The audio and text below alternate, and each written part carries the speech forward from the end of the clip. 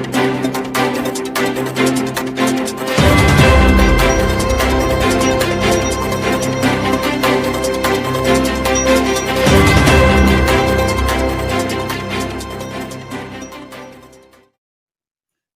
वालेकुम दोस्तों, अवां ॾिसी रहिया आहियो धरती जो आवाज़ ऐं आउं आहियां अवां जो पंहिंजो मज़हर रबड़ो।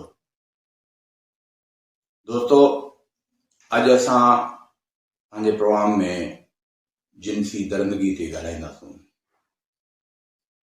जिनसी दरिंदगी जंहिंजा वाक़िया हिन समाज में ॾींहों ॾींहुं वधंदा था रहनि। ॿार सां ज़्यादती, ॿारड़ीअ सां ज़्यादती, छोकिरीअ सां ज़्यादती, छोकिरे सां ज़्यादती,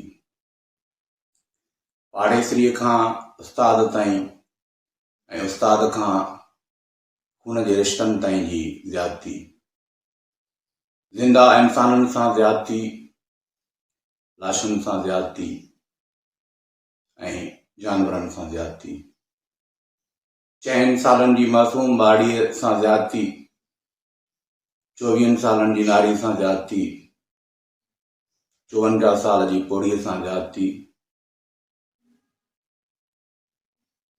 का बि उमिरि, का बि जिन्स, का बि मखलूक महफ़ूज़ कोन्हे।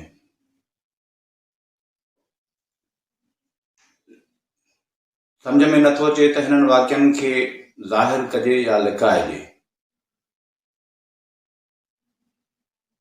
हिन क़िस्म जा वाक़िया हर रोज़ असांजे ज़हननि ते हथोड़ा वसाईंदा रहनि था। हर रोज़ असांजूं अखियूं शुल्कनि थियूं, पर पोइ बि को बि फ़र्क़ु कोन थो पए। हर वाक़िए खां पोइ असां रोई पिटे मार थी वियूं था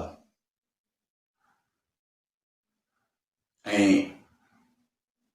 ही वाक़िया ॾींहों ॾींहुं ज़ोर वठंदा वञनि था। असांजी बेहिसी ज़ाहिर करे थी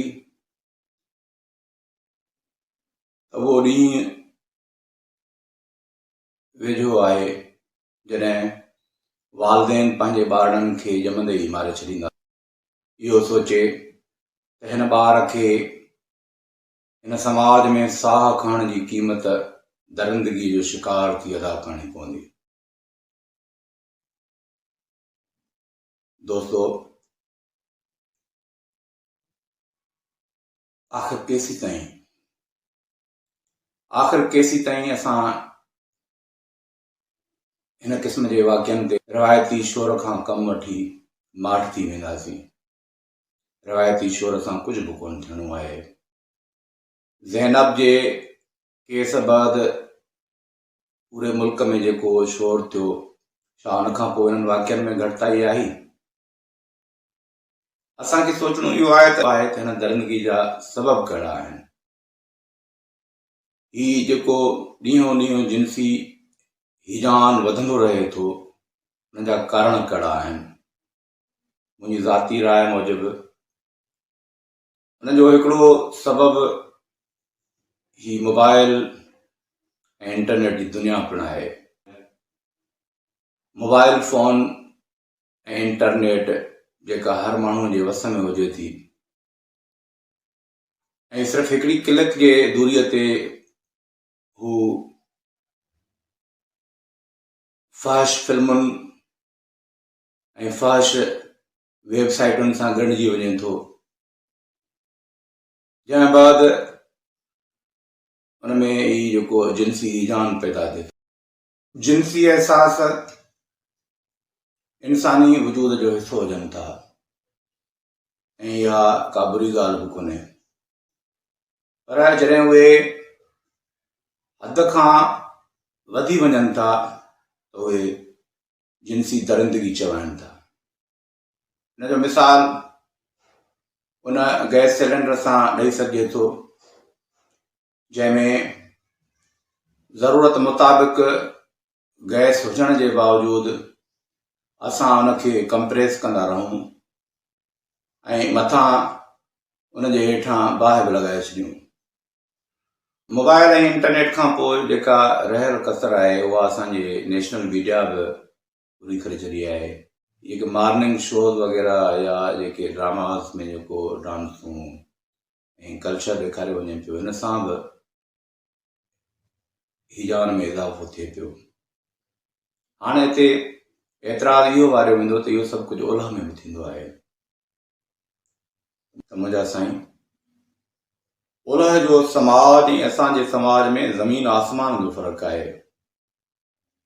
ओलह में टीन एजिस में छोकिरनि ऐं छोकिरियुनि खे गर्ल फ्रेंड ऐं बॉय फ्रेंड रखण जी इजाज़त हूंदी आहे, जंहिंजे करे उन्हनि में इन क़िस्म जो हिजान तमामु घटि थींदो आहे। नंबर 2 त उते जो जेको कानून आहे उहो कानून एतिरो सख़्तु आहे जो उते केरु सिग्नल बि टोड़े नथो सघे पियो। जेकॾहिं मञा थो त उते अहिड़े क़िस्म जा रेयर केसिस थींदा बि आहिनि, पर जेकॾहिं थींदा आहिनि त उहे जेके मुजरिम आहिनि उहे कानून जे लपेट में ज़रूरु ईंदा आहिनि। पर उनजे बरक्स असांजे समाज में इन्हनि वाक़िअनि वधण जो हिकिड़ो कारण इहो बि आहे त हिते मुजरिम खे इहा पक हूंदी आहे त केस मां बआसानी आज़ादु थी वेंदो।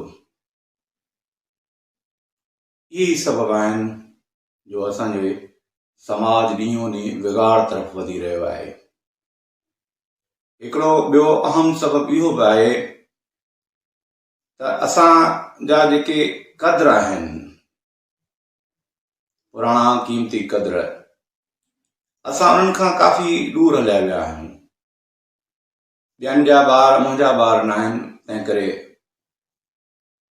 मूंखे उन्हनि जी का बि परवाह न आहे। असांजी सोच इहा आहे त घिटीअ में बीठल ॿारड़ी मुंहिंजी ॿारड़ी न आहे, जंहिं करे उन ॾांहुं ॾिसंदड़ मेरियुनि अखियुनि ऐं गिदड़नि हथनि सां मुंहिंजो छा वञे। हिकु सर्वे मुताबिक़ हिन मुल्क में हर रोज़ 9 मासूम ॿार जिनसी दरिंदगी जो शिकार थियनि पिया। इन हिसाब सां साल में 3000 ॿारड़ा जिनसी दरिंदगी जो शिकार थियनि था ऐं असां पोइ बि ख़ामोश आहियूं। असांजी ख़ामोशी इन ॻाल्हि ॾांहुं इशारो आहे त किथे ईअं न थिए जो ॾींहों ॾींहुं वधंदड़ ही वाक़िआ अॻिते हली रुॻो हिकु ख़बर बणी वञनि।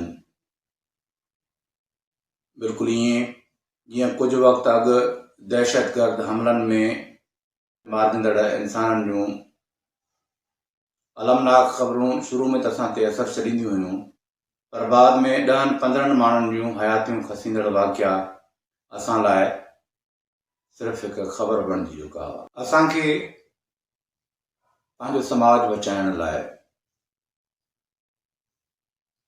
पंहिंजे विञायल क़ीमती क़द्रनि खे हिकु भेरो ॿीहर नए सिरे सां दरियाफ़्त करणो पवंदो।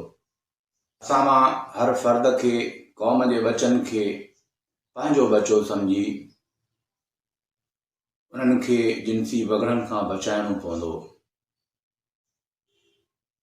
अचो त अहिड़ी सोच जाॻाइण लाइ पंहिंजो पंहिंजो किरदारु अदा करियूं।